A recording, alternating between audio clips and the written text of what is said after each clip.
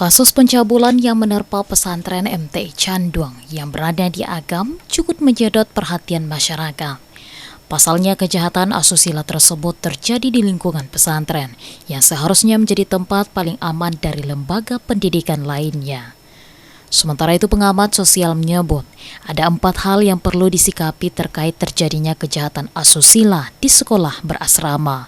Pertama, karena adanya relasi kekuasaan yang ketat antara pengasuh atau guru di pesantren, sehingga mereka bisa menekan para santri, termasuk menekan secara seksual. Selanjutnya, lemahnya pengamanan dan pengendalian sosial yang dilakukan oleh pihak sekolah sehingga dimanfaatkan oleh para pelaku, seperti tidak adanya CCTV dan tidak adanya komunikasi antara pihak pesantren dan anak-anak atau santri. Ketiga, akibat terbatasnya ruang komunikasi antara santri dengan orang tua yang dibatasi oleh pihak pesantren atau pengelola sekolah sehingga bisa memicu terjadinya kekerasan di lingkungan sekolah, seperti di pesantren atau di sekolah boarding. Untuk mengantisipasinya disebut perlu pembekalan atau edukasi seksual, termasuk bagaimana mengantisipasinya bagi anak-anak atau santri yang tinggal di sekolah berasrama atau pesantren, sehingga mereka mengetahui ancaman-ancaman kekerasan seksual yang bisa mereka dapatkan dari orang-orang dewasa.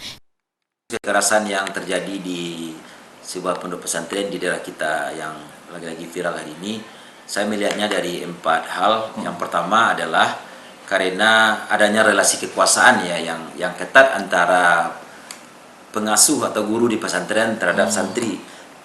Dengan relasi kekuasaan ini dia bisa menekan santri, termasuk menekannya secara seksual ya, dalam bentuk ruda paksa atau pemerkosaan terhadap anak-anak yang ada di pesantren tersebut.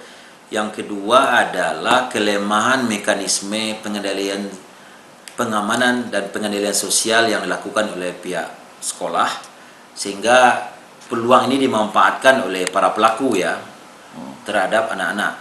Pertama, misalnya tidak adanya kamera, CCTV, tidak adanya komunikasi antara pihak pesantren dengan anak-anak yang ada di asrama. Yang ketiga juga adalah akibat terbatasnya ruang komunikasi atau curhat anak terhadap orang tua ya yang dihambat atau dibatasi oleh pihak pengelola sekolah. Itu juga memicu terjadinya kekerasan di lingkungan sekolah seperti di pesantren atau di sekolah-sekolah boarding.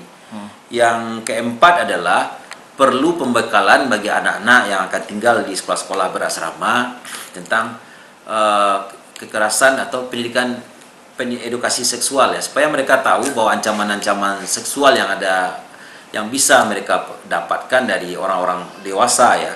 Dan juga bagaimana cara mengatasi, mengantisipasinya. Syawaludin, Padang TV.